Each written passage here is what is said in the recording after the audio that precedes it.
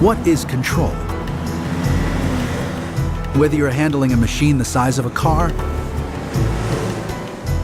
or as small as a computer, whether you're running a business or using a paintbrush, you're faced with the problems of control. Just as a dancer must be able to control her body, a worker must be able to control his body, the machines of his trade, and to some degree the environment around him. Jim, can you move the truck, please? All right, man, no problem. No one can deny that the ability to control things is the key to success. So what is control? The anatomy of control is one of the very basic principles of Scientology. Control may be subdivided into 3 separate parts. These parts are start, change,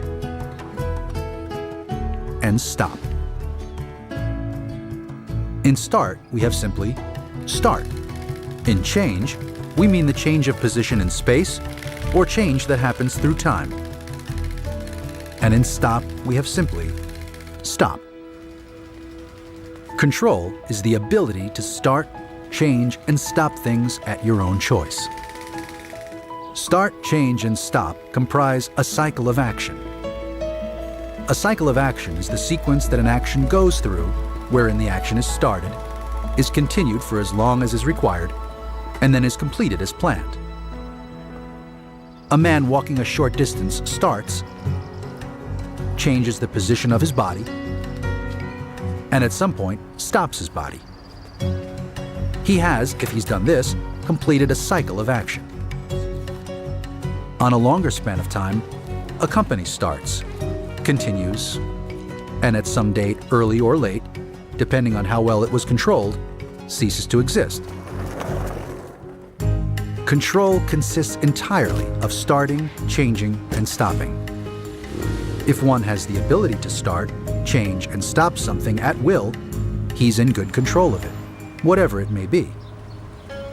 But if someone has difficulties or doubts about starting, changing, or stopping something, he's controlling it poorly or dangerously.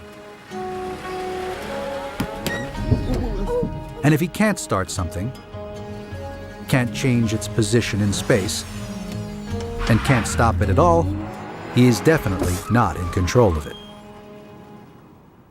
Good control is certain, positive, and predictable. For example, imagine being moved around in a room by somebody. First, he tells you to go to the desk. To do so, you would have to start, change your body's position, and stop yourself. Then he tells you to go to the chair, and you do so. Then he sends you to the door. Now, oddly enough, you wouldn't mind this as long as you are able to complete each cycle of action before you started another. But let's take another look at this. Imagine, for instance, someone told you to go to the desk, but before you arrived there, he told you to do something else. But before you did that, told you to do something else, and then claimed you were wrong in not having gone to the desk. You would be confused and upset. This would be bad control, since it does not permit you to finish any cycle of action before another cycle of action is demanded of you. Bad control is uncertain and unpredictable. There can be so much of it that some of us begin to believe that all control is bad, which is not true. Actually, there is no such thing as bad control.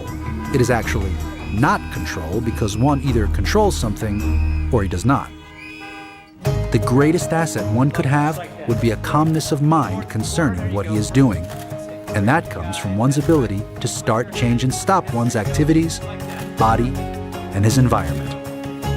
Thus, the secret of doing a good job is the secret of control itself.